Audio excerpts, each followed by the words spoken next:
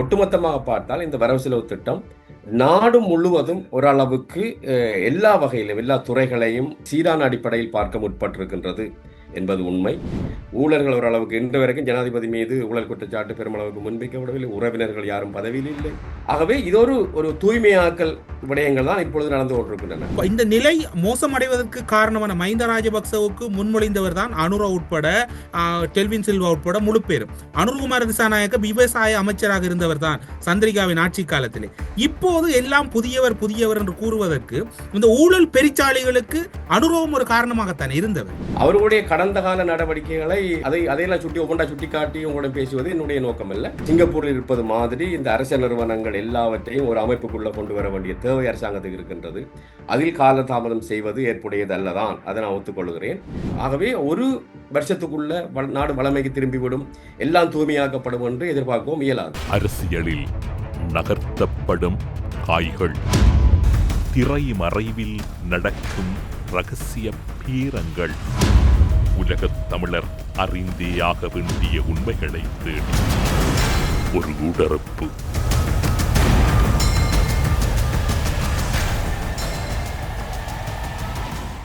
கேரள அவசிய மையம் எந்தவிதமான பிரச்சனைகள் இருந்தாலும் 24 மணி நேரத்தில் தீர்வு கிடைக்கும். தொடர்புக்கு 9908816586. இன்றைய ஊடறுப்பு நிகழ்ச்சியில் எம்மோடு இணைந்து கொண்டிருக்கக்கூடியவர் கொழும்பு பல்கலைக்கழகத்தின் பொருளியல் துறையின் தலைவராக இருக்கக்கூடிய பேராசிரியர் கலாநிதி கோபாலப்பிள்ளை அமிர்தலிங்கம் அவர்கள்.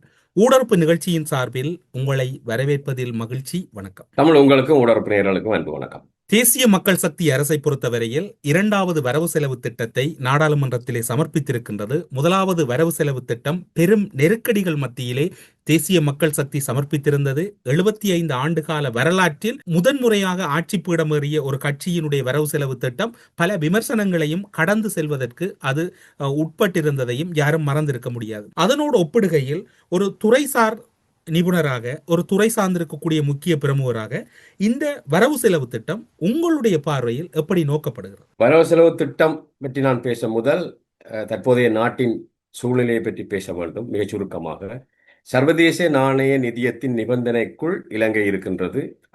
அதை விட்டு வெளியே வர முடியாத கட்டத்தில் இலங்கை இருக்கின்றது. அதன்படி வருமானத்தை அதிகரிக்க வேண்டிய கட்டாயம் இலங்கைக்கு இருக்கின்றது. கடனை குறைக்க வேண்டிய கட்டத்தில் அரசாங்கம் இருக்கின்றது. வரவு செலவு திட்ட பற்றாக்குறையை குறைக்க வேண்டிய கட்டத்தில் இருக்கின்றது. இவ்வாறான சூழ்நிலையில தான் இந்த வரவு செலவு திட்டம் வந்திருக்கின்றது. ஆகவே அரசாங்கத்துக்கு ஒரு ஒரு முழுமையான சுதந்திரம் இருக்கின்றது, எல்லாவற்றையும் தீர்மானிப்பதற்கு சொல்வதை விட சில வரையறைகள் அரசாங்கத்துக்கு இருக்கின்றது என்பது உண்மைதான். அந்த வகையில ஒட்டுமொத்தமாக பார்த்தால் இந்த வரவு செலவு திட்டம் நாடு முழுவதும் ஓரளவுக்கு எல்லா வகையிலும் எல்லா துறைகளையும் ஒரு ஒரு ஒரு சீரான அடிப்படையில் பார்க்க முற்பட்டிருக்கின்றது என்பது உண்மை. நீண்ட காலமாக ஒரு பிரச்சனையாக இருக்கின்ற ஒரு பொருளாதார ஒழுங்கீன தன்மையை நிவர்த்தி செய்ய இந்த வரவு செலவு திட்டம் முயற்சிக்கின்றது. பிராந்தியத்தில் பல நாடுகள் அந்த டிஜிட்டலைசேஷன் அந்த முறைமைக்குள் மிக வேகமாக சென்று கொண்டிருக்க, இலங்கையில் அவ்வாறான நிலைமை இருக்கவில்லை. இந்த அரசாங்கம் இந்த ஜனாதிபதி பதவிக்கு வந்த பிறகுதான் அந்த டிஜிட்டலைசேஷனுக்குள்ள இலங்கை மிக வேகமாக முன்னேறுகின்றது. கடந்த முறை ஒரு அமைச்சு உருவாக்கப்பட்டது. இந்த தடவையும் வரவு செலவு திட்டத்தில் அதற்கு மிகுந்த முக்கியத்துவம் கொடுக்கப்படுகின்றது. அந்த டிஜிட்டலைசேஷன் இல்லாதபடியால தான், உதாரணத்துக்கு சொல்ல போனால், வரி வருமானம் எல்லாம் ஒரு குறிப்பிட்ட தரப்பினர் மீது அதிகமான சுமையை ஏற்படுத்தி கொண்டிருக்கிற பலர் வரி செலுத்த வேண்டியவர்கள் அந்த வரி முறைமைக்குள் இல்லாத நிலைமை காணப்பட்டது. இந்த நிலைமை இந்தியாவிலோ மலேசியாவிலோ இந்தோனேஷியாவிலோ காணப்படவில்லை. நான் சில குறிப்பிட்ட நாடுகளை தான் கூறுகிறேன். ஆகவே அந்த நிலைமையிலிருந்து விடுபட இலங்கை முயற்சிக்கின்றது. ஆகவே பல்வேறுபட்ட தேவைகளை முன்னிறுத்தி இந்த வரவு செலவு திட்டம் தன்னுடைய இலக்கை அடைய முயற்சிக்கின்றது. மிகப்பெரிய பாய்ச்சலை சேர்க்கின்றது என்று நான் சொல்ல மாட்டேன். இப்ப இலங்கையில வரலாற்றில் நான் சொல்ல வேண்டுமா இருந்தால் 77ஆம் ஆண்டு ஜே.ஆர். ஜெயவர்தனாவால் அது சமர்ப்பிக்கப்பட்ட வரவு செலவு திட்டம் தான் ஒரு மிகப்பெரிய மாற்றத்தை இலங்கை ஏற்படுத்தியது. ஆனால் அந்த சூழ்நிலை வேற. அப்ப பிராந்திய நாடுகள் எல்லாமே மூடப்பட்ட பொருளாதாரத்தை கொண்டிருந்தன. ஆப்பிரிக்கா, லத்தீன் அமெரிக்கா, எல்லா நாடுகளுமே. அப்ப அந்த அந்த அந்த காலகட்டத்தில் இலங்கைக்கு பெரிய உதவி கிடைத்தன. இலங்கை தான் அப்பொழுது முதலாவது தாளமயத்தை செய்தது. லத்தீன் அமெரிக்காவிலே சிலி செய்தது. அந்த சாதக நிலைமை இந்த ஜனாதிபதிக்கு இல்லை. ஆனால் அந்த சாதக நிலைமையை யுத்தம் கெடுத்து விட்டது. யுத்தம் தொடங்கியபடியால் அந்த பொருளாதார தாராளமயக்கத்தின் முழு நன்மையை இலங்கையால் அடைய முடியாமல் போய்விட்டது. இப்பொழுதைய ஜனாதிபதிக்கோ இந்த அரசாங்கத்துக்கோ அவ்வாறான ஒரு நிலைமை இல்லை. ஏன்னா நாடு மிக மோசமான சிக்கலுக்குள்ளே இருந்தது. உலகத்தில் இன்னும் நிலைமை வளமைக்கு திரும்பவில்லை. ரஷ்ய யுத்தம் முடியவில்லை. ஐரோப்பா மிகப்பெரிய மந்தத்தில் இருக்கின்றது. அமெரிக்க ஜனாதிபதியின் செயற்பாடு மிகப்பெரிய பிரச்சனையை உலகத்தில் ஏற்படுத்தி கொண்டிருக்கின்றது. ஆகவே இந்த வரைமுறைக்குள்ள நின்றுதான் இந்த வரவு செலவு திட்டத்தை ஜனாதிபதி சமர்ப்பித்திருக்கின்றார். அவற்றையும் கருத்தில் கொண்டுதான் நாங்கள் இந்த வரவு செலவு திட்டம் மீதான விமர்சனங்களை வைக்க வேண்டும். கடந்த காலங்களில் ஒதுக்கீடுகள் தொடர்பில் கடுமையான விமர்சனங்கள் முன்வைக்கப்பட்டிருந்தன. அதிலும் குறிப்பாக பாதுகாப்பு விவகாரங்களில் ஒதுக்கீடுகளில் விமர்சனங்களை அத்தனை வரவு செலவு திட்டங்களும் கொண்டிருந்தன. அதே போன்று இந்த வரவு செலவு திட்டத்தில் பாதுகாப்பு நிதி ஒதுக்கீடும் ஏனைய விடயங்களுக்கான ஒதுக்கீடுகளும் சமாந்தரமாக இருக்கின்றதா, அல்லது வழமை போன்று பாதுகாப்பு ஒதுக்கீடு என்பது முதல் தரத்தில் இருக்கின்றது? 22ஆம் ஆண்டுல இருந்து உங்களுக்கு தெரியும், அது வரைக்கும் பாதுகாப்பு அமைச்சு தான் மிகப்பெரிய அமைச்சா இருந்தது. அது படிப்படியாக அந்த நிலைமை மாற்றம் அடைஞ்சு இப்பொழுது மிகப்பெரிய அமைச்சா தனி அமைச்சா இருப்பது, தனி அமைச்சா பார்த்தால் நிதி அமைச்சு, அதற்கு பிறகு நெடுஞ்சாலைகள் அமைச்சு வருகின்றது, அதற்கு பிறகு சுகாதார அமைச்சு வருகின்றது, இப்பொழுது 4வது இடத்துல தான் பாதுகாப்பு இருக்கின்றது. ஆகவே பாதுகாப்பு அமைச்சுக்கு மிகப்பெரிய அளவு அதிகரிப்பு செய்யப்பட்டிருக்கிறது என்பது ஏனைய அமைச்சோட ஒப்பிடக்குள்ள தவறு. ஆனால் பாதுகாப்பு அமைச்சுக்கும் அதிகரிப்பு இருக்குது. ஆனால் பாதுகாப்பு அமைச்சு உள்ளே நீங்க போய் அதையும் பார்க்க வேண்டும் என்றால் எழுந்தமானத்தில் அந்த விமர்சனம் வைப்பது தவறு. ஒரு ஒரு அமைச்சுக்கு ஒதுக்கக்குள்ள நிதி, மூலதன செலவு, நடைமுறை செலவு 2 விடயம் இருக்கின்றது. பாதுகாப்பு செலவு அமைச்சுக்கான செலவை நீங்க பார்த்தீங்கன்னா அதிகூடிய அளவில் நடைமுறை செலவுக்கு தான் இருக்குது ஒழிய மூலதன செலவுக்கு ஒதுக்கப்படவில்லை. அப்படியான சொன்னால் பெரிய ஆயுத தளபாடங்கள் அல்லது கவச வாகனங்கள், விமானங்கள் வாங்குவதற்கு ஒதுக்கப்படவில்லை பெருமளவுக்கு. உங்களுக்கு இராணுவத்தினுடைய சம்பளம், ஏனைய தேவைகள், நடைமுறையில் ஏற்படக்கூடிய செலவுகள். உதாரணமாக உங்களுக்கு தெரியும், இலங்கையில் இலவச உணவு வழங்குவது முப்படையினர், அடுத்தது சிறைச்சாலையில் உள்ள கைதிகள், அடுத்தது வைத்தியசாலை நோயாளிகளுக்கு. இராணுவத்துக்கு உணவுக்கு மட்டும் 50 பில்லியனுக்கு மேலே போகின்றது. அப்போ அதை வைத்து பார்க்கக்குள்ள இராணுவத்தின் எண்ணிக்கை குறைந்தாலே ஒழிய இராணுவத்துக்கான ஒதுக்கீடு உங்களுக்கு தெரியும், மக்களுடைய வாழ்க்கை செலவு எப்படி கூடுதோ அதே மாதிரி அந்த நடைமுறை செலவும் கூடிக்கொண்டு தான் இருக்கும்.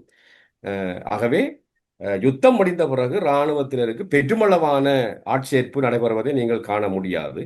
இப்போ பலர் ஓய்வு பெற்று செல்லுகையில் புதிதாக அதுக்கு ஈடாக ஆட்கள் சேர்க்கப்படாத விடத்து அந்த எண்ணிக்கை குறைய குறைய இந்த நடைமுறை செலவுகளும் எதிர்காலத்தில் குறைய வாய்ப்பு இருக்கிறது. அப்படித்தான் நாங்கள் பார்க்கணும். ஆனால் கடந்த காலங்களோடு ஒப்பிடுகையில் அனைத்து துறைகளுக்குமான ஒதுக்கீடு என்பது ஒரு நியாயபூர்வமாக, ஒரு முன்னுதாரணமான ஒரு வரவு செலவு திட்ட ஒதுக்கீடாக இந்த வரவு செலவு திட்டத்தின் ஒதுக்கீடுகளை பார்க்கலாமா, அல்லது அது தொடர்பில் ஏதாவது ஏற்றத்தாழ்வுகள் இருக்கின்றதா? இது மிக முக்கியமான கேள்வி. உங்களுக்கு தெரியும், இப்ப மிகப்பெரிய அமைச்சா தனி அமைச்சா இருப்பது நிதி அமைச்சு. ஏன்னா நிதி அமைச்சு தான் இலங்கையுடைய கடன்களை திருப்பி கொடுக்கின்றது. ஆகவே அதுக்கான ஒதுக்கீட்டை இலங்கை அரசாங்கம் குறைக்க முடியாத கட்டத்தில் இருக்கின்றது. மிகப்பெரிய செலவை வட்டி கொடுப்பன ஏற்படுத்துது. அதன் பிறகு மானியங்களுக்கான ஒதுக்கீடு பெருமளவுக்கு இருக்குது. அதன் பிறகு சம்பளங்கள் இருக்கின்றன. இவைகள் எல்லாமே நடைமுறை செலவுகள் தான். ஆகவே நிதி அமைச்சுக்கு மிகப்பெரிய அளவு ஒதுக்கீடு செய்யப்பட்டுள்ளது. உங்களுக்கு தெரியும், இந்த வரவு செலவு திட்டத்தில் இருந்து பல நெடுஞ்சாலைகள், அதிவேக சாலைகள் உருவாக்க முன்மொழியப்பட்டுள்ளது. குருநாகலிருந்து தம்புள்ள, ருவான்புர, கண்டிக்கான பாதைகள் எல்லாம் மிக வேகமாக செய்ய போகிறார்கள். அப்போ அதற்காகத்தான் அந்த அமைச்சு 2வது இடத்துல இருக்கின்றது. இந்த மாகாண சபைகள், உள்ளூராட்சி சபைகள், அது எல்லா அமைச்சும் இருக்கபடியே அதை பற்றி நான் பேசவில்லை, தனி அமைச்சர்களை பற்றி பேசுகிறேன். அடுத்தது சுகாதார நிலைமை நாட்டில் மோசமாக இருக்கின்றது. போஷாக்கின்மை குழந்தைகள் மத்தியில் அதிகமாக இருக்கின்றது, சிறுவர்கள் மத்தியில் அதிகமாக இருக்கின்றது, மந்த போஷணை இருக்கின்றது, அதே நேரம் வறுமை அதிகரித்துக் கொண்டிருக்கின்றது. இதனால தான் சுகாதாரத்துறைக்கு மருந்துகள் பற்றாக்குறை கடந்த காலத்தில் இருந்தது. ஆகவே சுகாதாரத்துறைக்கு அதிக அளவு நிதி ஒதுக்கப்பட்டுள்ளது. ஆனால் தொழில்நுட்பத்துக்கு ஒதுக்கப்படவில்லை, கல்விக்கு மிகப்பெரிய அளவில் அதிகரிக்கப்படவில்லை என்ற ஒரு ஆதங்கமும் இருக்கத்தான் செய்கின்றது. என்று சொன்னால் கல்வி மிக முக்கியமான அமைச்சா பல நாடுகள் இருக்கின்றது. இலங்கைக்கு இந்த வரையறைகள் இருப்பதால கல்வி என்னும் ஒரு மிகப்பெரிய அமைச்சா உருவாகவில்லை, தொழில்நுட்பத்துறை மிகப்பெரிய அமைச்சா உருவாகவில்லை. ஆகவே அந்த குறைபாடுகள் இருக்கின்றன. ஆகவே இதை தவிர்த்து பார்க்கக்குள்ள இந்த வரையறைகளை வைத்துக்கொண்டு அரசாங்கம் நெடுஞ்சாலைகள் அமைப்பதற்கு அதிகமாக ஒதுக்கி இருப்பது, சுகாதாரத்துறைக்கு ஒதுக்கி இருப்பதெல்லாம் உண்மையே பாராட்டப்பட வேண்டிய விடயம் தான். நீங்கள் இப்போது குறிப்பிட்ட விடயத்தில் 3 தேசிய வைத்தியசாலைகள், 15 போதனா வைத்தியசாலைகள், 14 விசேட வைத்தியசாலைகள், 21 மாவட்ட வைத்தியசாலைகள் மற்றும் ஏனைய பிரதேச வைத்தியசாலைகள், மருத்துவ சுகாதார அலுவல்கள் மற்றும் ஆரம்ப சுகாதார பிரிவுகள் ஊடாக சுகாதார சேவைகள் வழங்கப்படல் என்று குறிப்பிடப்பட்டிருக்கின்றது. இதில் ஆரம்ப கட்ட சுகாதார பிரிவாக இருக்கக்கூடிய அந்த வரவு செலவு திட்டத்தில் குறிப்பிட்ட பிரதேச வைத்தியசாலைகள் மற்றும் மருத்துவ சுகாதார அலுவலகங்கள் தான் இன்று மிக மிக பின்தங்கிய நிலையில் இருக்கின்றன. இலங்கை முழுவதும், வடக்கு கிழக்கு என்று கூறுவதை விட இலங்கை முழுவதும் இருக்கின்றது. இந்த ஆரம்ப சுகாதார மையங்கள் தொடர்பில் ஒரு முறையான திட்டமிடல் அல்லது முறையான வரையறுக்கப்பட்ட உத்தேச வரவு செலவு திட்டத்தின் தொகைகள் குறிப்பிடப்படாமை உங்களுடைய பார்வையில் எப்படி இருக்கு? சுகாதார அமைச்சுக்கு ஒதுக்கப்பட்டிருக்குது. அடுத்த கட்டத்தில் தான் அந்த ஒவ்வொரு திணைக்களங்களுக்கான ஒதுக்கீடு பற்றிய விவரங்கள் வெளியே வரும். நிதியமைச்சும் படிப்படியாக தான் நிதியை ஒதுக்கும், எந்த தேவைகளின் அடிப்படையில். ஏன்னா இப்பொழுது வரவு செலவு திட்டம் வந்தோடனே எங்களுடைய நிதியாண்டு ஏப்ரல் மாதம் தொடங்குறேன்னு சொன்னால் ஏப்ரல் மாதத்தில் ஒரு அமைச்சுக்கு 300 பில்லியன் ஒதுக்கி இருந்தால் ஏப்ரல் மாதமே அந்த தொகை போகாது. அது திரைசேரிக்கு வர்ற நிதியை பொறுத்து படிப்படியாகத்தான் அந்த நிதி விடுவிக்கப்படும். அதை பலர் புரிந்து தவறுகிறார்கள். ஏப்ரல் மாதமே முழு நிதியும் வந்துவிடும் என்பது அல்ல. ஆகவே அது அடுத்த கட்டத்தில் தான் அது எவ்வளவு உட்பிரிவுகளுக்கு எவ்வளவு தொகை என்று தெரியும். ஆனால் நீங்கள் சொன்னது போல கிராமப்புறங்களில் பெரிய பிரச்சனை இருக்கின்றது. வைத்தியசாலைகள், கிராமப்புற வைத்தியசாலைகளுக்கு வைத்தியர் பற்றாக்குறை இருக்கின்றது, மருந்தகங்களுக்கு பிரச்சனை இருக்கின்றது, தாதிகளுக்கு பிரச்சனை இருக்கின்றது. ஆகவே இந்த அரசாங்கம் வந்தவுடன் இவ்வளவு காலம் இருந்த அனைத்து விதமான பிரச்சனைகளை நீங்கிவிடும், வினைத்திறனின்மை நீங்கிவிடும், ஊழல் நீங்கிவிடும் உடனடியாக என்பதெல்லாம் நாங்கள் எதிர்பார்ப்பது தவறு.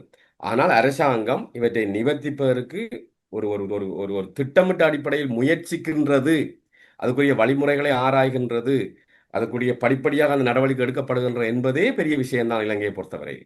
நீங்கள் இப்போது பல்கலைக்கழகம் சார்ந்து பல விடயங்களை தொடர்ச்சியாக விவாதிக்கக்கூடியவர். பல்கலைக்கழகங்களுடன் தொடர்புடைய சம்பளம் மற்றும் பிற செலவுகளை செலுத்துதலுக்கு 88.5 பில்லியன் ஒதுக்கீடு செய்யப்பட்டிருக்கின்றது. பல்கலைக்கழகங்களுக்கான ஒதுக்கீடுகளை பார்க்கின்ற போது சப்ரகமுக பல்கலைக்கழகத்தின் மருத்துவ பீடத்துக்கான தாவித்தல் தொடர்பில் 6.4 பில்லியன்களும், பயம்ப பல்கலைக்கழகத்தின் நகர அபிவிருத்திக்கு என்று சொல்லி 1.2 பில்லியன்களும், கிழக்கு பல்கலைக்கழகத்தின் சுகாதார நல விஞ்ஞான பீட கட்டட தொகுதியை நிர்மாணித்தல் 2.0 பில்லியன்கள் என்று சொல்லியும், பல்கலைக்கழகங்களின் விடுதிகள், உணவகங்கள், விரிவுரையாளர் மண்டபங்கள் மற்றும் ஆய்வுக்கூடங்கள் ஆகியவற்றின் வசதியை நிர்மாணிப்பதற்கு பொதுவான நிதி ஒதுக்கீடாக 5.6 பில்லியன்களும், சர் ஜோன் கொத்தலாவலை பாதுகாப்பு பல்கலைக்கழகத்துக்கு அரசு ஒத்துழைப்பு வழங்குதலுக்கு 7.5 பில்லியன்களும் ஒதுக்கீடு செய்யப்பட்டிருக்கின்றன.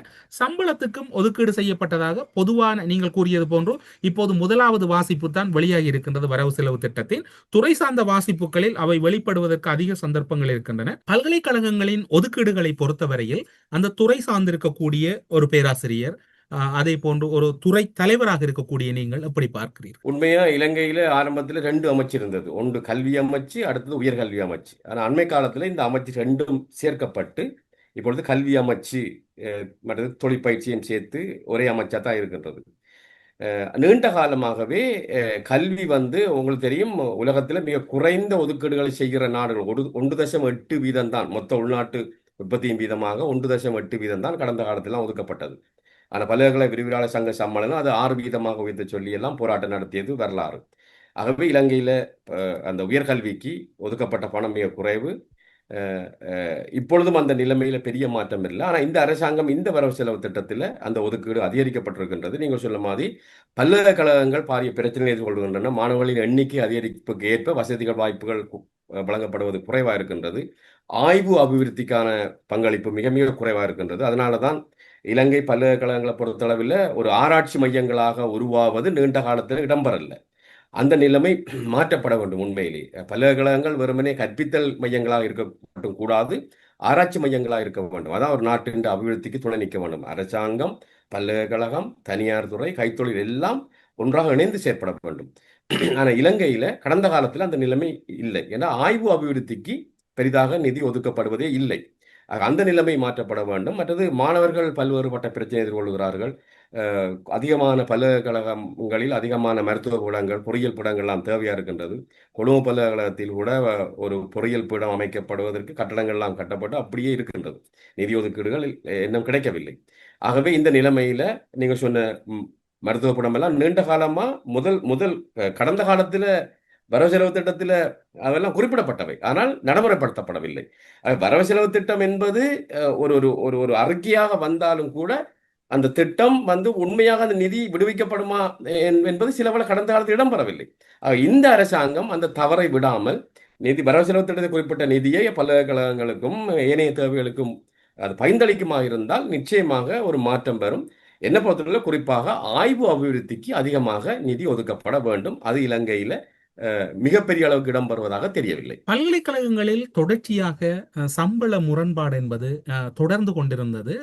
காலாகாலங்களில் அவை தொடர்பில் பல்கலைக்கழகங்களில் பல கட்டங்களாக தொழிற்சங்க நடவடிக்கைகளிலும் பலரும் ஈடுபட்டிருந்தார்கள். புதிய அரசு பொறுப்பேற்ற பின்னரும் கூட அந்த நிலை தொடர்ந்தது. இப்போது ஏனையவற்றுக்கு ஒதுக்கி இருக்கக்கூடிய அந்த தொகையை பார்க்கின்ற போது அந்த சம்பள பிணக்குகள் நிவர்த்தி செய்யப்படுவதற்கு வாய்ப்பு இருக்கின்றது. பல்கலைக்கழகங்களை பொறுத்தவரை உங்களுக்கு தெரியும், பட்டதாரிகள் வெளியே வரும்போது அதிகூடிய பெறுபவர்கள் தான் பெருமளவுக்கு விரிவுரைகளாக உள்வாங்கப்படுகிறார்கள். ஒவ்வொரு ஒரு பேட்ச்னு சொல்லுவோம், ஒவ்வொரு ஆண்டும் வெளியேற மாணவர்களிடமிருந்து அதிகூடிய திறமையை காட்டுபவர்கள். ஆகவே அப்படியானவர்களை உள்ளீர்க்க வேண்டிய தேவை இருக்கின்றது. உள்ளே வந்தவர்களை தக்க வைக்க வேண்டிய தேவை இருக்கின்றது. 2 விடயம் இருக்கின்றது. ஆகவே மிக அதிகளவான சம்பளங்களை பல்கலைக்கழகங்கள் வழங்காமல் ஏனைய துறைகள் வழங்குமா இருந்தால் அவர்கள் எல்லாம் அங்கே போய்விடுவார்கள் அல்லது வெளிநாடுகளுக்கு போய்விடுவார்கள். ஆகவே உயர்ந்த தகுதியுடையவர்களை பல்கலைக்கழகங்களுக்கு உள்வாங்க முடியாமல் போகும். இதுதான் பல்கலைக்கழக விரிவாளர் சங்க சம்மேளனம் தொடர்ச்சியாக அவர்களை உள்வாங்குவது, தக்க வைப்பது, இந்த 2க்காகத்தான் சம்பளம் அதிகரிக்கப்பட வேண்டும் என்று நீண்ட காலமாக போராடி கொண்டிருந்தது.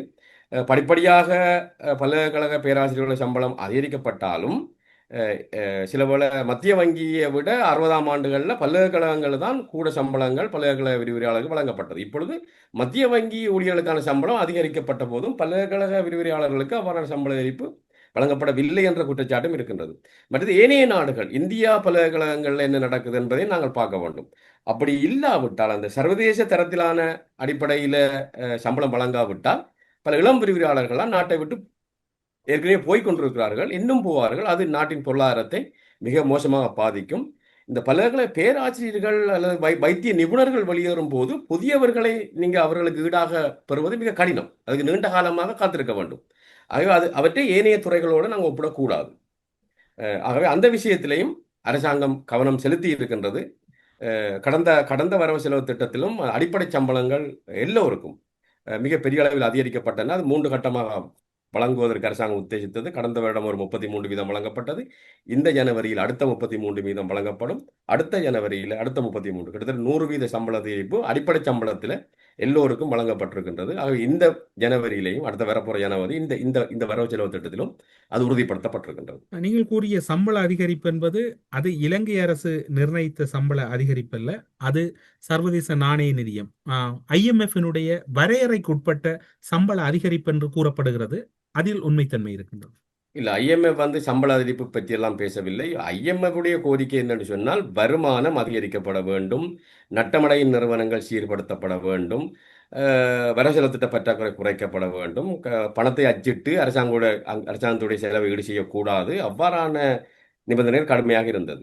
ஆகவே நீங்க சொல்லுவது போல அல்லது மற்றவர் குற்றம் சாட்டுவது போல இன்னென்ன விஷயங்களை செய்ய வேணாம், சம்பள அதிகரிப்பு வழங்க வேணாம் என்றதெல்லாம் IMF கூற முடியாது. அது ஒரு நாட்டுடைய சுயாதிபத்தியோடு சம்பந்தப்பட்ட விடயம். நிதி ஒழுங்கீனத்தை ஒழுங்குபடுத்துங்கள் என்று IMF சொல்லலாம். அது கடந்த காலத்தில் நடந்திருக்குது. இந்தியாவுக்கும் சொன்னது, எல்லா நாட்டுக்கும் அது கூறப்பட்டது. வரவு செலவு திட்ட பற்றாக்குறை குறையுங்கள், வருமானத்தை அதிகரியுங்கள், கடன் வாங்குவதை குறையுங்கள் என்று சொல்லுவது அது வளமையான நிபந்தனை. ஆனால் இவ்வாறான தனிப்பட்ட விடயங்கள் எல்லாம் IMF தலையிட இயலாது. இப்போது அரச வருமானம் தொடர்பில் குறிப்பிட்டீர்கள். 2006ஆம் ஆண்டிற்கான மதிப்பிட்ட மொத்த வருமானம் 5305 பில்லியன்கள் ஆகும். அதில் வரி வருமானமாக ரூபா 4850 பில்லியன் ரூபாவும், வரியில்லா வருமானமாக மற்றும் மானியமாக ரூபா 455 பில்லியன் ரூபாவும் கிடைக்கப்பெறும் என எதிர்பார்க்கப்படுகிறது. வரி வருமானமானது பிரதானமாக பெறுமதி சேர் வரி, வெளிநாட்டு வர்த்தகம் மீதான வரிகள் மற்றும் மது வரி ஆகியவற்றை கொண்டிருக்கும். அதேவேளை வரியில்லா வருமானமாக திணைக்கள வருமானங்கள், வாடகைகள், பங்கு லாபங்கள் மற்றும் லாபங்கள் ஆகியவற்றை கொண்டிருக்கும் என்று கூறப்படுகிறது. வரி தொடர்பில் மிக முக்கியமான ஒரு வரியை பயன்படுத்தி இருக்கின்றது. உத்தேசமாக 2026ஆம் ஆண்டுக்கான அரசாங்கத்தின் வருமானத்தை ஈட்டுகின்ற துறைகளில் வரிகள் பிரதானமாக கூறப்படுகிறது. இந்த விடயத்தில் அந்த வரி தொடர்பிலும் அரசாங்கம் இப்போது மொத்த வருமானம் ரூபாய் 5305 பில்லியன்கள் ஆகும் என்று கூறப்படுகின்றது. அவருடைய பிரிப்பினை இந்த விடயத்தில் வருமான விடயத்தில் இந்த அரசினுடைய இந்த உத்தேசம் அல்லது வரி வருமானங்கள், அதே போன்று வரியில்லா வருமானங்கள் திணைக்களங்கள் மூலம் கிடைக்கப்படுகின்றவை எல்லாம் சாத்தியப்படுவதற்கு வாய்ப்புகள் இருக்கிறது. உண்மையிலே நீங்கள் ஒரு விலாவாரியான விளக்கத்தை கொடுத்திருக்கிறீர்கள். இலங்கையில வரி வருமானம், வரியல்லா வருமானம் என்று எடுத்துக்கொண்டால் வரி வருமானம் தான் மிக அதிகம், வரியல்லா வருமானம் மிக மிக குறைவு. என்றால் அரசாங்க திணைக்களங்கள் இலங்கையில நட்டமடைவதுதான் கூட. அரச வங்கிகள் தான் லாபத்தை உழைக்கின்றன ஒழிய மற்ற பெரிய அரச நிறுவனங்கள்லாம் நட்டத்தை ஏற்படுத்தி கொண்டிருக்கின்றன. ஆக அரச நிறுவனங்கள் இலங்கையிலே லாபம் உழைப்பது குறைவு. இப்பொழுது இந்த அரசாங்கம் பதவிக்கு வந்த பிறகு ஒரு கட்டத்தில் இலங்கை மின்சார சபை 80 பில்லியன் ரூபாய் ஒரு வருஷத்துக்கு நட்டமடைந்தது. ஸ்ரீலங்கனையார் 47 பில்லியன், 47,000 மில்லியன், 45,000 மில்லியன், அங்கே சிஇபி 85,000 மில்லியன் எல்லாம் நட்டமடைந்தது. ஆக இந்த நட்டங்கள் படிப்படியாக குறைக்கப்படுகின்றன. அதே நேரம் வரி வருமானம் என்று நீங்கள் சொன்னியது உண்மை. பல்வேறுபட்ட கிளைகள் அதில் இருக்கின்றன. தனிநபர்கள் மீதான வரிகள், கூட்டுத்தாபனங்கள் மீதான வரிகள், பெறுமதி சேர் வரிகள், கலால் வரிகள், வர்த்தகம் மீதான வரிகள் எல்லாம் அதுக்குள்ளே வருகின்றன. ஆகவே இந்த அரசாங்கம் சர்வதேச நாணய நிதியம் சொன்னது போல அது ரணில் விக்ரமசிங்க அவர்கள் ஜனாதிபதியாக இருக்கக்குள்ள அந்த அதிகரிப்பு ஏற்பட்டது. தனிநபர் வருமானம் எல்லாம் 18 வீதத்திலிருந்து 36 வீதமாக அதிகரிக்கப்பட்டது அந்த வரி. அதே மாதிரி கூட்டுத்தாபனங்கள் மீதான வரியெல்லாம் அதிகரிக்கப்பட்டது. பெறுமதி சேர் வரி அதிகரிக்கப்பட்டது. அதில் இந்த அரசாங்கம் மாற்றம் செய்யவில்லை. சர்வதேச நாணய நிதியம் சொத்துக்கள் மீது வரி விதிக்குமாறு கட்டாயப்படுத்துகின்றது. இந்த முறையும் அது பரவலாக எதிர்பார்க்கப்பட்டது. சில வேளை இந்த அரசாங்கம் அதை கொண்டு வருமோன்ற அச்சம் இருந்தது. இந்த வருஷமும் அரசாங்கம் அதை செய்யவில்லை. அது மிகப்பெரிய நிவாரணம் மக்களுக்கு. என்றால் இலங்கையில் ஒரு தரவுத்தளம் இல்லை. சர்வதேச நாணய நிதியம் சொல்லுவது போல சொத்து வரியை கொண்டு வந்தால் அது மிகப்பெரிய விபரீதத்தை ஏற்படுத்தும். அரசாங்கம் அதை தவிர்த்திருக்கின்றது. அதே நேரம் இலங்கையில் வரி ஏய்ப்பு, வரி தவிர்ப்பு அதிகமாக இருக்கின்றது. அந்த ஓட்டைகளை அடைப்பதற்கு இந்த அரசாங்கம் முயற்சிக்கின்றது. இந்த டிஜிட்டலைசேஷன் சரியா வந்தால் இந்த இப்பொழுது கண்ணுக்கு தெரிந்தவர்கள் மீது விதிக்கப்படும் வரி படிப்படியாக குறைக்கப்பட்டு வரி செலுத்த வேண்டிய வரி செலுத்தாதவர்களை உள்ளே கொண்டு வரும்போது, வரி முறைமைகள் கொண்டு வரும்போது வரி வருமானம் அதிகரிக்கும், ஏனையவர்கள் மீதான வரி சுமையும் குறையும். அது பல்வேறுபட்ட நாடுகளில், ஜோர்ஜியா உட்பட பல்வேறுபட்ட நாடுகளில் இடம்பெற்றிருக்கின்றது. இலங்கை அரசாங்கம் அவ்வாறான வழிமுறைகளை செய்ய வேண்டும் என்றுதான் என் போன்றவர்கள் எதிர்பார்க்கின்றோம். அதாவது வரி வருமானம் அதிகரிக்கும் போது வரி சுமைகள் குறைய வேண்டும். அப்படியானால் இந்த வரி செலுத்தாதவர்களை உள்ளே கொண்டு வர வேண்டும். அதுக்கு டிஜிட்டலைசேஷன் தான் ஒரே வழியா இருக்குமே ஒழிய இந்த கடந்த காலத்தில் இருந்த முறைமை எங்களுக்கு உதவி செய்யாது. அதே போன்று இப்போது வருமானம் தொடர்பில் அரசும் கூறியிருக்கின்றது. அது தொடர்பான விளக்கத்தை நீங்கள் கூறியிருக்கின்றீர்கள். அரசு செலவினங்கள் என்று ஒன்று இருக்கின்றது தானே. 2026ஆம் ஆண்டில் எவ்வளவு ஒரு அதிகமான வருமானத்தை அரசு எதிர்பார்க்கின்றதோ அதே போன்று 2026ஆம் ஆண்டு படுகடன் மீள்கொடுப்பன உட்பட்ட அரசாங்கத்தின் செலவினங்கள் ரூபாய் 8,980 பில்லியன் என்று உத்தேசிக்கப்படுகின்றது. இதில் ரூபாய் 4,495 பில்லியன் படுகடன் மீள்கொடுப்பனவுக்காக ஒதுக்கப்பட்டுள்ளது என்றால் அங்கு வரவு அதிகமாக இருக்கின்றது. அதே போன்று படுகடன் என்பதும் கூட இங்கு வரவுக்கு நிகராகின்ற போது ஒரு மீண்டும் ஒரு நெருக்கடி நிலை எப்படி இருக்கின்றது? இலங்கையிலே பிரச்சனையே அதான். இலங்கையிலே ஆகக்கூடிய கொடுப்பனவாக படுகடனை மீளச் செலுத்துது. அதுக்குள்ள கடனையும் செலுத்த வேண்டும், வட்டியையும் கொடுக்க வேண்டும். அதான் முதலாவது முன்னுரிமையாக இலங்கை அரசாங்கத்துக்கு இருக்கின்றது. 2வது மானியங்கள் மிகப்பெரிய அளவில் மிகப்பெரிய செலவை ஏற்படுத்துது. 3வது அரச ஊழியர்களின் சம்பளங்கள். இந்த 3 தான் 1, 2, 3 நீங்கள் வகைப்படுத்தினால் வருகின்றது. இவை அவ்வளவுமே நடைமுறை செலவுகள். இதனால தான் அரசாங்கத்தோட முதலீடு, அதாவது மூலதன செலவு குறைவாக இருக்கின்றது. அரசாங்கத்திடம் நிதி வளங்கள் இல்லை என்றால் மிகப்பெரிய வருமானத்தில் மிகப்பெரிய தொகையை எங்க வட்டி கொடுப்பனவுக்கும் படுகடன் ஒரு பகுதி செலுத்துவதற்கும் போய்விடுகின்றது. வட்டி மட்டும் நான் இலகு தமிழில் சொல்வதாக இருந்தால் இலங்கை அரசாங்கம் 100 ரூபாயை செலவழித்தால் 24ஆம் ஆண்டு தரவு ஒவ்வொரு 100 ரூபாய்க்கும் 44 ரூபா வட்டி கொடுப்பனவு போகுது. கடனுக்கு இன்னொரு 16 ரூபா போகுது. ஒவ்வொரு ரூபாவுக்கும் கிட்டத்தட்ட 60 ரூபா போய்விடுகின்றது. மொத்த செலவில் 60% படுகடனுக்கு போய்விடுகின்றது. ஏனைய செலவுகளை அரசாங்கம் ஏனைய வருமானத்திலிருந்து செய்ய இயலாது. இப்பொழுது வெளிநாட்டிலிருந்து கடன் பெற இயலாது. அதாவது சர்வதேச நாணய நிதியம், உலக வங்கி, ஆசியா பகுதியில் பெறலாமே ஒழிய தனிநபர்கள் தனி நாடுகளிடமிருந்தெல்லாம் பெற முடியாத கட்டத்தில் இருக்கின்றன. ஏன்னா இலங்கை அரசாங்கம் டிஃபால்ட், அதாவது கடனை மீளச் செலுத்த முடியாது என்று அறிவித்த பிறகு வெளிநாட்டிலிருந்து கடன் பெறாது. ஆகவே உள்நாட்டில் தான் இப்ப இலங்கை அரசாங்கம் கூடுதலாக கடன் பெறுகின்றது. ஆகவே இதுதான் இன்றைய நிலைமை. அப்போ 28ஆம் ஆண்டுக்கு பிறகுதான் நாங்கள் கடனை அந்த வெளிநாடுகளுக்கு திருப்பி கொடுக்க போகிறோம். அது பிறகுதான் வெளிநாட்டு கடனை பெறலாம். அது வரைக்கும் மிக சிக்கலான நிலைமையில தான் இலங்கை பொருளாதாரம் இருக்கின்றது. நீங்கள் இப்போது குறிப்பிட்ட அடிப்படையில் பார்க்கின்ற போது கடன் வட்டி செலுத்துவதற்காக ரூபாய் 2617 பில்லியன் மற்றும் மீளச் செலுத்த ரூபாய் 4485 பில்லியன் என மதிப்பீடு செய்யப்பட்டுள்ளது. இனி வரப்போகின்ற வருடங்கள் கடனை மீளச் செலுத்துவதற்கான வருடங்களாக இருக்க போகிறது. அவை மிகவும் சுமை நிறைந்த வருடங்களாக கடந்து செல்வதற்கு வாய்ப்புகள் அதிகமாக இருக்கின்றது. அப்படியான ஒரு காலகட்டத்தை கடந்து செல்வதற்கு அல்லது சமாளித்துக் கொள்வதற்கு அரசு பின்பற்றக்கூடிய நடைமுறைகள் அல்லது அவர்களிடம் இருக்கக்கூடிய பின்தளம் சரியானதாக நீங்கள் பார்க்கிறீர்கள்? 2006 பதவிக்கு வந்த அரசாங்கம் வர்த்தக கடன்களை அதிக அளவு வாங்கி லாபம் தராத முதலீடுகள், உதாரணமாக கம்பாந்தோட்ட துறைமுகமாக இருக்கலாம், மத்தள விமான நிலையமாக இருக்கலாம், தெற்கு அதிவேக நெடுஞ்சாலையாக இருக்கலாம், சூரிய கிரிக்கெட் ஸ்டேடியம், இப்படி லாபம் தராத முதலீடுகளை செய்தது தான் இந்த கடன் இவ்வளவு அதிகரிப்பு காரணம்.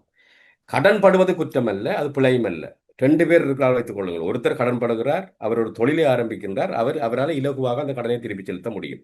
இன்னொருத்தரும் கடன் படுகிறார், அவர் அதை நுகர்வுக்கு பயன்படுத்துகிறார், அவர் முதலீடு செய்யவில்லை, அவருக்கு எந்த வருமானமும் இல்லை. இவருக்கு தான் பிரச்சனை வரும். அப்படி இவர் திருப்பி செலுத்த இயலாது. இவருடைய இந்த 2வது நிலைமை தான் இலங்கை அரசாங்கத்துக்கு.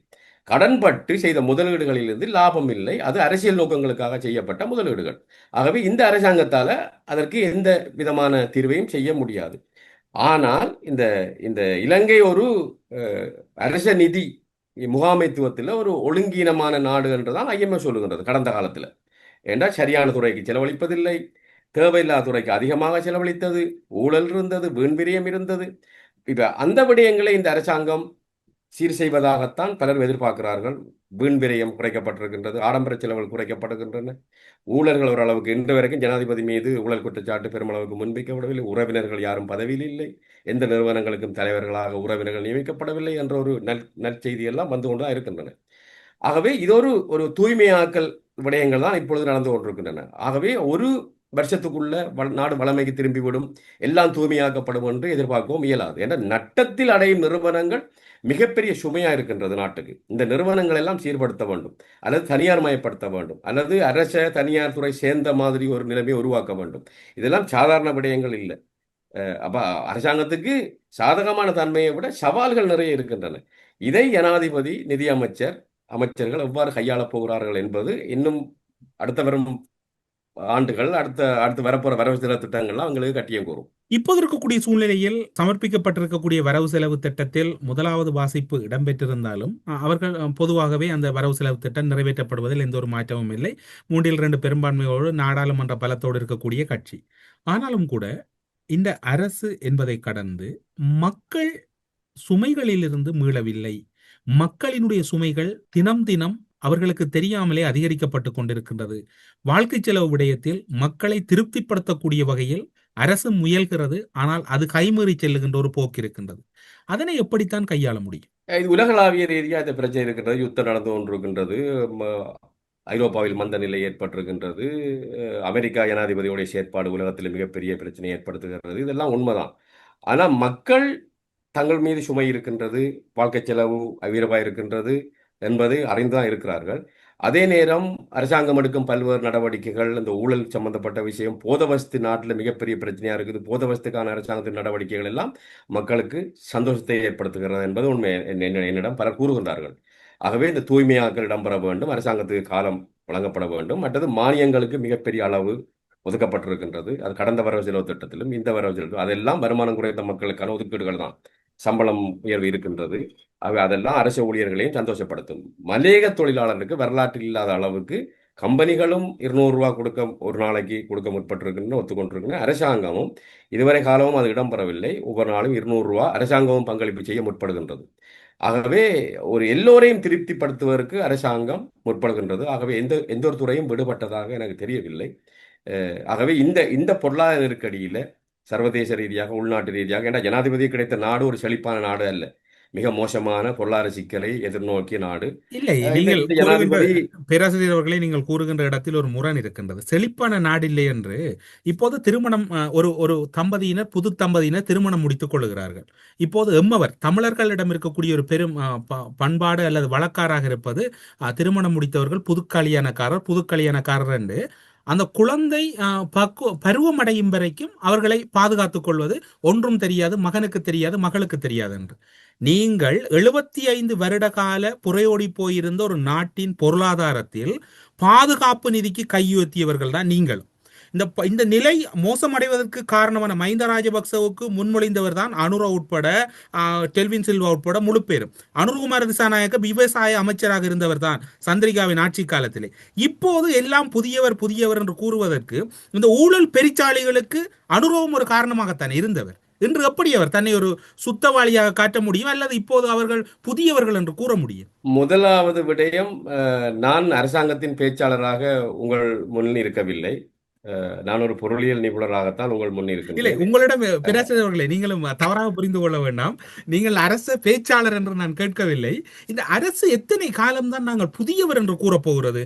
இப்போது குறிப்பாக சொல்ல போனால் பொருளாதார நெருக்கடிக்கு காரணமானவர்கள் தொடர்பில் நீதிமன்றம் சுட்டிக்காட்டியது என்று வரவு செலவு திட்டத்திலே ஜனாதிபதி கூறுகிறார்.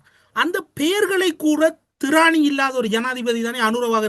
அது நீதிமன்றம் குற்றவாளியாக நிரூபித்திருக்கிறது. 3 பேரை பெயர் சுட்டி இருக்கிறது. அவர்கள் தொடர்பில் ஏன் அரசால் இந்த நடவடிக்கை எடுக்க முடியவில்லை? நான் கூடுதலாக அரசாங்கத்துடைய, ஜனாதிபதியுடைய, நிதியமைச்சருடைய பொருளாதார முகாமைத்துவம் எவ்வாறு இருக்கிறது என்பதுதான் பேச முற்படுகிறேன். அதுல மிக முக்கியமான விஷயம் நான் சொன்னது, நாடு செழிப்பான நாடு, இந்த நாடு செழிப்பான நாடு. செழிப்பான பொருளாதாரத்தை அவர் அவர் அவர் அவர் பெறவில்லை. அது ஒரு மிக நெருக்கடியான காலகட்டத்தில் தான் அந்த ஆட்சி மாற்றம் இடம்பெற்றது. பதவிக்கு வந்த பிறகு அந்த எந்த வகையான நடவடிக்கைகளை அவர் எடுத்துக்கொண்டிருக்கின்றார் என்பதுதான் இங்கே முக்கியம். அதாவது கடந்த காலத்தில், குறிப்பாக கடந்த காலம் என்பது ஒட்டுமொத்த காலத்தை நான் எடுக்கவில்லை, ஒரு 2 தசாப்தங்கள் எடுக்கலாம். மிக மோசமான முறையில் தான் பொருளாதாரம் நிர்வகிக்கப்பட்டது. யுத்தம் மிக மோசமான பாதிப்பை ஏற்படுத்தியது, மிகப்பெரிய பாதிப்பை நாட்டுக்கு ஏற்படுத்தியது. அதனால தான் நாடு பின்தங்கியது. ஆகவே இப்பொழுது இந்தியா மிக வேகமாக முன்னேறுகிறது. இந்தோனேசியாவும் வியட்நாம் எல்லாம் எங்கேயோ போய்விட்டன. நாட்டு மக்களுடைய, இலங்கை மக்களுடைய வாழ்க்கை தரம் முன்னேறவில்லை. அதற்குரிய தீர்வுகளை ஜனாதிபதி முன்வைக்கின்றார் என்றுதான் நான் கூறுகிறேன் ஒழிய, அவர்களுடைய கடந்த கால நடவடிக்கைகளை அதையெல்லாம் ஒவ்வொன்றா சுட்டி காட்டி உங்களுடன் பேசுவது என்னுடைய நோக்கம் அல்ல. பொருளாதார நீங்கள் கூறுகிற இடத்துக்கே வருகிறேன். 1 வருடம் ஆகிவிட்டது. உங்களுக்கே தெரியும், புலம்பெயர்ந்து இருக்கக்கூடிய இலங்கையர் என்று எடுத்துக்கொள்ளும், தமிழரை விட்டு விடுங்கள். இலங்கையர், நீங்கள் கூறுகின்றது போன்று இலங்கையர் என்றால் எத்தனையோ புலம்பெயர்ந்த இலங்கையர்கள் இருக்கின்றார்கள் இலங்கையை நோக்கி முதலீடு செய்வதற்கு. இலங்கைக்குள்ளே பல முதலீடுகளை ஏற்படுத்துவதில் வடக்கு கிழக்கை கூட அந்த முதலீட்டு மையங்களாக மாற்றினாலே இலங்கையினுடைய பொருளாதாரம் அடுத்த கட்டத்தை தாண்டிவிடும். 1 வருடத்தில் அது தொடர்பில் அரசாங்கம் என்ன முயற்சிகளை முன்னெடுத்தது? புலம்பெயர்ந்த தமிழர்களை கண்டால் ஓடி ஒழிக்கின்ற விடயத்தில் தானே இன்று வரை முன்னெடுத்துக் கொண்டிருக்கின்றது. 1 வருடத்துக்குள் கதைப்போம், அதற்கு முந்தையதை விடுங்க. இலங்கையை பொறுத்தவரையில வெளிநாட்டு நேரடி முதலீடு வருவது மிக குறைவாக இருக்கின்றது. யுத்தம் முடிந்த பிறகும் அது வரவில்லை. அதுக்குரிய காரணம் இங்கே இருக்கும் நிலைமை, அவர்கள் ஊழல், வினைத்திறனின்மை, அந்த சிவப்பு நாடாண்ட தாமதங்கள் எல்லாம் சுட்டிக்காட்டப்படுகின்றது. அந்த விடயங்களை நிவர்த்தி செய்ய வேண்டிய பொறுப்பு உண்மையாக புதிய அரசாங்கத்துக்கும் இருக்கின்றது. சிங்கப்பூரில் இருப்பது மாதிரி இந்த அரச நிறுவனங்கள் எல்லாவற்றையும் ஒரு அமைப்புக்குள்ளே கொண்டு வர வேண்டிய தேவை அரசாங்கத்துக்கு இருக்கின்றது. அதில் காலதாமதம் செய்வது ஏற்புடையது அல்லதான், அதை நான் ஒத்துக்கொள்கிறேன். ஆனால் இந்த தூய்மையாக்கல் விடயங்கள் மிக வேகமாக இடம்பெற்று அந்த அந்நிய முதலீடுகள், நீங்கள் புலம்பெயர் தமிழர்களாக இருக்கலாம், சிங்களவர்களாக இருக்கலாம், முஸ்லீம்களாக இருக்கலாம், அந்த பணத்தை விட வெளிநாட்டு முதலீட்டாளர்கள் என்பதுதான் பில்லியன் கணக்கான டாலரை கொண்டு வர வேண்டியது. என்றால் உங்களுக்கு தெரியும், தாய்லாந்தா இருக்கலாம், சிங்கப்பூரா இருக்கலாம், அல்ல அந்தந்த நாட்டவர்கள் கொண்டு வந்ததுன்றதை விட பல்தேசிய கம்பெனிகள், அமெரிக்க கம்பெனிகள் தான் தாய்லாந்தில் முதலிட்டன. ஆகவே எங்களுக்கு தேவை இந்த இலங்கையர்கள் கொண்டு வர்ற ஒரு 500 மில்லியன் அல்லது 100 மில்லியன், அது எங்களுக்கு போதாது. வெளிநாட்டு கம்பெனிகள் மிகப்பெரிய அளவில் நாடுகள் எல்லாம் முதலீடு செய்ய வேண்டும். அதுதான் எங்களுக்கு மிகப்பெரிய எழுச்சியை ஏற்படுத்தும். அதற்குரிய பொறிமுறையை இந்த அரசாங்கம் தாமதம் இல்லாமல் உடனடியாக கொண்டு வர வேண்டும். சொல்கிறேன், இந்த அரசு நிறுவனங்கள், நட்டமடைய அரசு நிறுவனங்களை அமைச்சர்களின் கையிலிருந்து விடுவித்து அது ஒரு அமைப்புக்குள்ள சிங்கப்பூர் மாதிரி கொண்டு வந்து அதில் எவருமே தலையிடாத முடியாது, ஜனாதிபதி கூட தலையிட முடியாத நிலைமை உருவாக்க வேண்டும். அப்பொழுதுதான் வெளிநாட்டவர்களுக்கெல்லாம் ஒரு நம்பிக்கை வரும், இலங்கையில ஒரு பொறிமுறை மாறிவிட்டது, எங்களுடைய முதலீடு பாதுகாப்பானதான். நான் இலங்கையை சேர்ந்தவர்களுடைய முதலீடு எங்களுக்கு காணாது. அது என்ற மற்ற நாடுகளை வச்சு தான் சொல்லுறேன். அது சிங்கப்பூரா இருக்கலாம், தென்கொரியாவா இருக்கலாம், எல்லாம் வெளிநாட்டு கம்பெனிகள் இங்கே வர வேண்டும். நீங்கள் பாருங்கள், என்று திருகோணமலை, மட்டக்களப்பு, அம்பாறை, மறுபுறம் பார்த்தால் வவுனியா, முல்லைத்தீவு, மன்னார், கிளிநொச்சி, யாழ்ப்பாணம், பல முதலீட்டாளர்கள் அந்த மாவட்டம் சார்ந்து புலம்பெயர்ந்த நாடுகளில் பெரும் தனவந்தர்களாக இருக்கின்றார். ஒருவேளை அவர்கள் ஈடுபாடு இல்லாமல் இருக்கலாம், அதனை விட்டு விடுவோம். அவர்களுக்கு அந்த மண் மீது முதலீடு. ஆனால் அரசு அந்த முதலீட்டு ஊக்குவிப்பு அமைச்சொன்றை வைத்துக்கொண்டு எதனை செய்கிறது? நான் தான் மீண்டும் கூறுகிறேன், நீங்கள் கூறுவது போல இலங்கை ஒரு சிறிய நாடு, சனத்தொகை குறைந்த நாடு. அப்ப நீங்க சொல்ற புலம்பெயர் இலங்கையர்கள் இங்கே வந்து பெருமளவு தொகையை முதலீடு செய்யும் போது உங்களுக்கு தெரியும், பெரிய கொட்டல்கள் எல்லாம் நிர்மாணிக்கப்பட்டு அந்த கொட்டல் எல்லாம் வருமானம் இல்லாமல் இருக்கிற நிலைமையும் இருக்கின்றது. ஆகவே இலங்கையில நீங்க அப்படி முதலீடு செய்து உடனடியாக லாபத்தை பெறக்கூடிய வாய்ப்பு கூட இல்லாமல் இல்லை இருக்கலாம். பேராசிரியர் ஆகவேதான் அவர்களே, நான் இந்த சொல்லுகிறேன், ஏற்றுமதி செய்ய வேண்டும். ஒரு ரோட் மேப்பை போட்டு அரசாங்கம் ஒவ்வொரு மாவட்டங்களிலும் என்ன துறைகள் அல்லது என்ன வளங்கள் இருக்கின்றன, எவ்வகையான முதலீடுகளை ஏற்படுத்தலாம் என்கின்ற ஒரு ரோட் மேப்பை போட்டால் கூட அந்த வேலை திட்டத்தை நகர்த்தலாம் இல்லையா? அதுக்கு நிதியமைச்சுக்கு நீங்கள் கூட ஆலோசனை வழங்கலாம் என்று நினைக்கின்றேன். இல்லை, நீங்களும் கட்டாயம் செய்ய வேண்டும். நீங்கள் கூறிய ஆலோசனைகளை ரணில் கேட்டிருந்தால் இன்றும் ரணில் ஜனாதிபதியாக இருப்பார். அனுரகுமார திசாநாயக்க வந்த பின்னர் நீங்கள் கூறிக்கொண்டிருக்கிற ஆலோசனையை கேட்டிருந்தால் நானும் நீங்களும் விவாதிக்கின்ற விடயம் ஆக குறைந்தது அசைந்திருக்கும். நிச்சயமா அந்த பிரச்சனையை நான் ஏற்றுக்கொள்கிறேன். அதாவது முதலீடுகள் பாரிய அளவில் வர வேண்டும், அதுக்குரிய வழிமுறைகளை அரசாங்கம் உடனடியாக செய்ய வேண்டும், அதை இலகுபடுத்தி கொடுக்க வேண்டும். ஒரு கட்டமைப்புக்குள்ள, அதாவது ஒரு நிறுவனத்துக்குள்ள அந்த எல்லா விடயங்களும் கொண்டு வந்து அனுமதிகள்லாம் வழங்கப்படுற நிலைமை வர வேண்டும். உங்களுக்கு தெரியும், இன்றைக்கு வியட்நாமில் இருந்து ஏற்றுமதி செய்யப்படுற பல்வேறுபட்ட பல்தேசிய கம்பெனிகள் எல்லாம் வியட்நாமிகளுக்குரியதல்ல, இதெல்லாம் பல்தேசிய கம்பெனிகள். அதே மாதிரி தாய்லாந்திலிருந்து வர்ற ஏற்றுமதி செய்யப்படுற பொருட்கள்லாம் தாய்லாந்து நாட்டவருக்குரியதல்ல, இதெல்லாம் பல்தேசிய கம்பெனிகள், அமெரிக்க கம்பெனிகள், ஜப்பானிய கம்பெனிகள். அப்ப நீங்கள் சொல்லுவது இலங்கையர்கள், அது எங்களுக்கு போதாது. அது யானை பசிக்கு சோளப்பொரி தான். மிகப்பெரிய பல்தேசிய கம்பெனிகள் இங்கே வந்து முதலீட்டு ஏற்றுமதி செய்ய இலங்கையில சந்தை வாய்ப்பு இல்லை. இலங்கை சந்தையை மையப்படுத்தி முதலீடு செய்தீங்கன்னு சொன்னா நீங்க லாபம் அடைய இயலாது. ஏன்னா இது ஒரு சிறிய நாடு, சிறிய சனத்தொகை கொண்ட நாடு. ஆகவே இலங்கை ஏற்றுமதி செய்ய வேண்டும், அதுக்குரிய வெளிநாட்டு கம்பெனிகள் எல்லாம் கொண்டு வர வேண்டிய பொறுப்பு அரசாங்கம். அதான் அரசாங்கம் ஒரு இடையீட்டாளராக, ஒரு வசதி அளிப்பவராக உருவாக வேண்டும். அது நீண்ட காலமாக ஒரு நிலுவையில் இருக்கின்றது. இந்த அரசாங்கம் நீங்க சொல்வது போல காலம் தாமதிக்காமல் செய்ய வேண்டும், உடனடியாக செய்ய வேண்டும் என்பதுதான் எங்களை போன்றவருடைய விருப்பம்.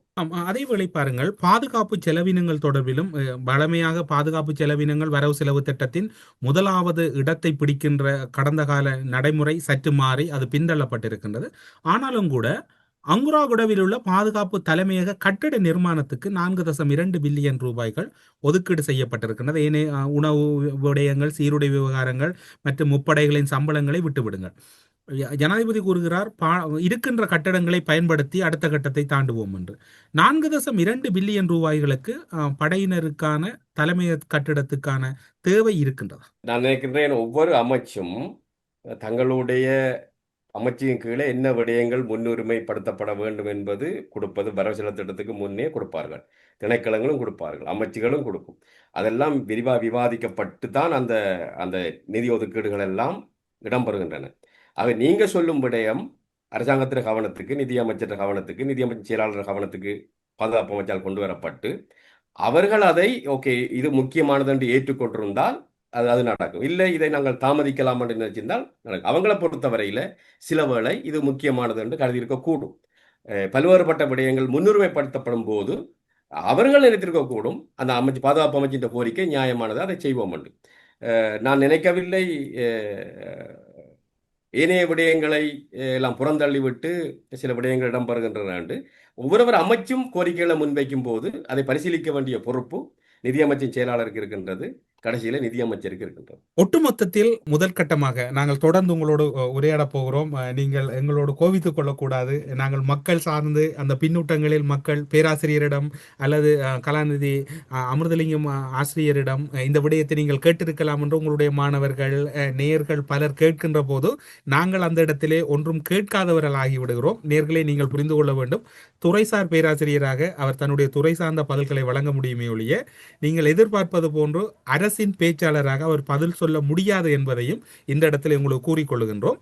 உங்களுடைய அனுபவத்திலே இலங்கை வரலாற்றிலே இடம் பிடித்த ஒரு முக்கியமான அல்லது முதன்மையான காலத்துக்கு ஏற்ற ஒரு வரவு செலவு திட்டமாக இதனை பார்க்கிறீர்களா? நிச்சயமாக அரசாங்கம் அதை நோக்கி காலடி எடுத்து வைக்கின்றது, முயற்சி எடுக்கின்றது என்பதைத்தான் நான் கூற முடியுமே ஒழிய ஒரு மிகப்பெரிய பாய்ச்சலை செய்திருக்கின்றது என்பதை நான் கூற முடியாது என்ற அதுக்கு உள்நாட்டிலேயும் வரையறைகள் இருக்கின்றது, சர்வதேச நாணய நிதியம் வரையறை இருக்கின்றது, வெளிநாட்டிலேயும் வரையறை இருக்கின்றன. ஆக அந்த வரையறைக்குள்ள நின்று அரசாங்கம் முயற்சி எடுத்திருக்கின்றது என்றுதான் சொல்லாமே ஒழிய மற்ற இன்னொரு விடயத்தையும் ஒரு பொருளியல் பேராசிரியராக நீண்டகால வரலாற்றை பொருளியல் வரலாற்றை சுதந்திரத்துக்கு பின்னால எல்லாம் வாசித்தவன் என்ற வீதியில சொல்லுவேன். இலங்கை மிக மோசமான பின்னடைவை சந்திச்சதுக்கு காரணம் ஊழல், வினைத்திறனின்மை, அரசியல் தலைவர்களுக்கு சரியான பார்வை இருக்கவில்லை என்ற குற்றச்சாட்டுகள் எல்லாம் இருக்கின்றன. யுத்தம் மிக மோசமான பாதிப்பை ஏற்படுத்தியது என்பது உண்மை, இனங்களுக்கு இடையான பிளவு பாதிப்பை ஏற்படுத்தியது என்ற உண்மை. ஆனால் அந்த விடயங்கள், அதாவது ஒரு ஊழல் இல்லாத, வீண் விரயம் அல்லாத ஒரு ஆட்சி செயல்முறையை ஒருத்தர் வழங்கும் போது நிச்சயமாக கடந்த காலம் ஒப்பிட்டு நாங்கள் அதை பார்க்க வேண்டிய தேவை எங்களுக்கு இருக்கின்றது. அதிலிருந்து நாங்கள் விடுபட இயலாது, அந்த பொறுப்பை நாங்கள் தட்டி கழிக்கவும் இயலாது. ஊடறுப்பு நிகழ்ச்சியில் இணைந்து கொண்டு சமர்ப்பிக்கப்பட்ட வரவு செலவு திட்டம், அதில் இருக்கக்கூடிய சாதக பாதகங்கள், அரசினுடைய முயற்சிகள், ஜனாதிபதியினுடைய வினைத்திறன் என்பது தொடர்பில் பல விடயங்களை ஊடறுப்பு நிகழ்ச்சியின் வாயிலாக பகிர்ந்து கொண்டமைக்கு சிறப்பு நன்றிகளோடு உங்களிடம் விடைபெற்றுக் கொள்கிறோம். நன்றி, வணக்கம். நன்றி தமிழ். உங்களுக்கும் நேர்களுக்கு நன்றி. அரசியலில் நகர்த்தப்படும் காய்கள், திரைமறைவில் நடக்கும் ரகசிய பேரங்கள், உலகத் தமிழர் அறிந்தேயாக வேண்டிய உண்மைகளை தேடி ஒரு ஊடறுப்பு.